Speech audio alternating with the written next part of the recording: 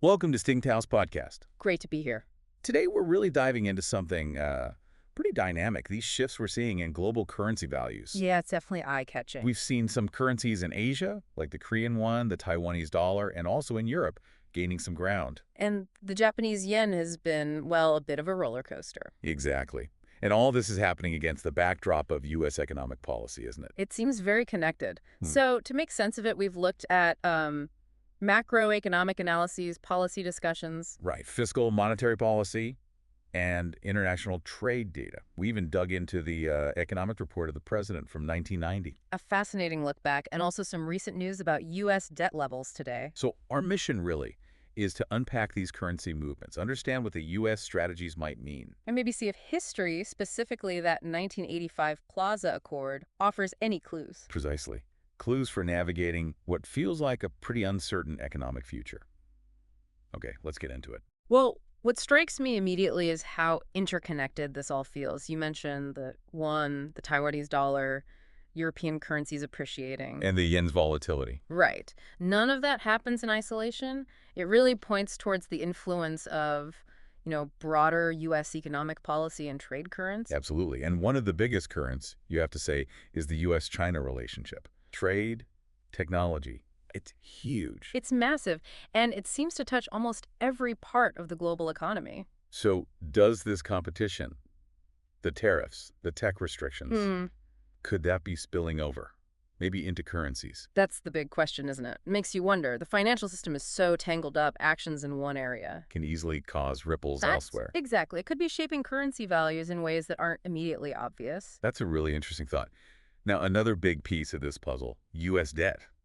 There's been talk recently, concerns about sustainability. Yeah, that's definitely in the headlines. And it echoes stuff from the past, doesn't it?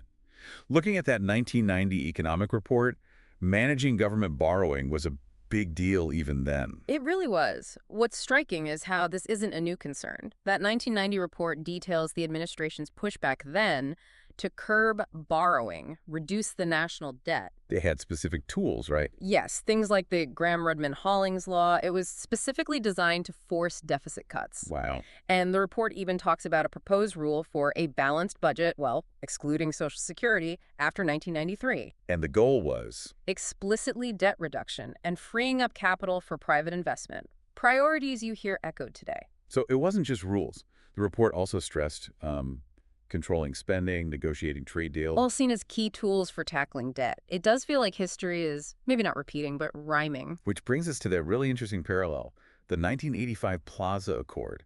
That feels like a key moment to look at. Oh, absolutely. The Plaza Accord led to a huge appreciation of the Japanese yen against the U.S. dollar. It was a coordinated move. By the G5 nations. Yeah.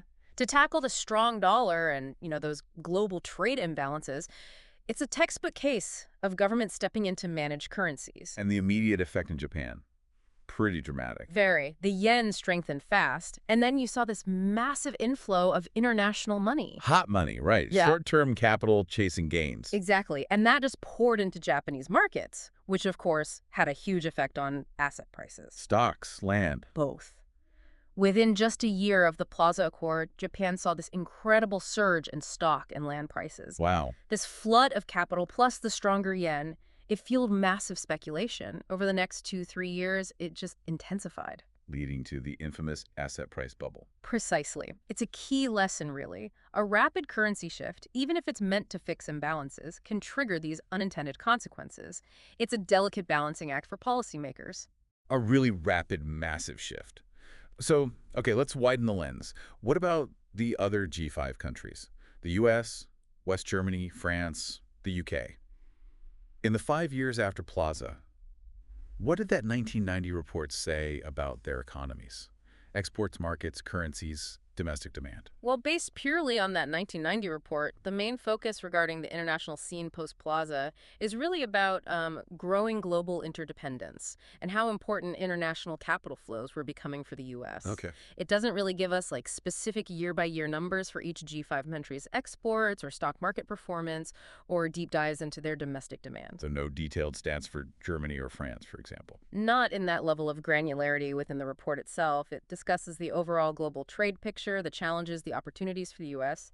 You can infer the currency changes had varied effects, sure, but the report doesn't break it down country by country for those 5 years. All right, that's important context. Stick to the source. So let's zero in on the U.S. then, in those 5 years after Plaza. Again, using just the 1990 report. What was the picture?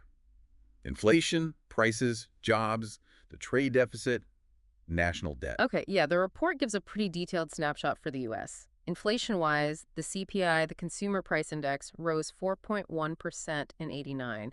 That was actually down a bit from 4.5% in '88. Any volatility mentioned. It does note some earlier swings in gas and food prices Right. during '89, and producer prices, the PPI for finished goods, were influenced by food and energy markets, too. Okay.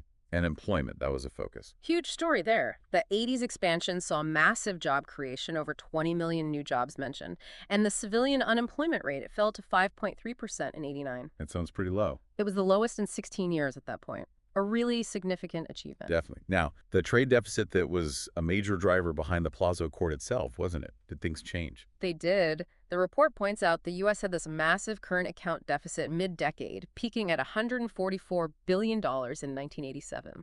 But there was a concerted effort, and the report notes a reduction of over 30% in the years after that peak.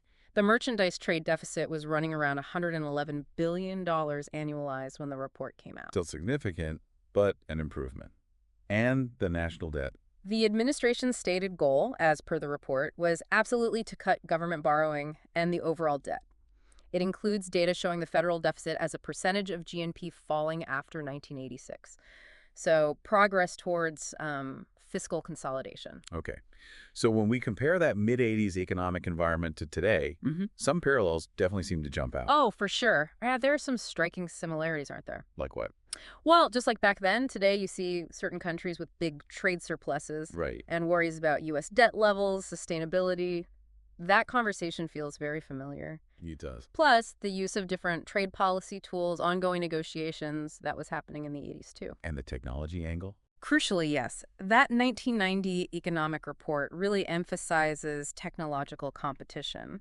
It talks about R&D investment being vital for growth. Which sounds exactly like the U.S.-China dynamic we were talking about earlier. It resonates very strongly.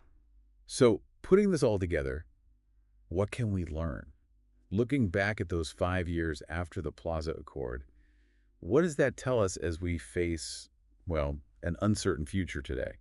I think looking at that period gives us a really valuable perspective. It shows how major currency shifts, big policy changes, how they can actually play out over several years. So it helps you, the listener. Exactly. It helps you consider possible economic paths forward in what's definitely an uncertain time. It's critical, though. History doesn't repeat exactly. Of course. But it can offer really important insights, clues about potential consequences of certain policies or global imbalances. It's not about crystal ball gazing. Right. More like a framework. A framework for your own informed judgment.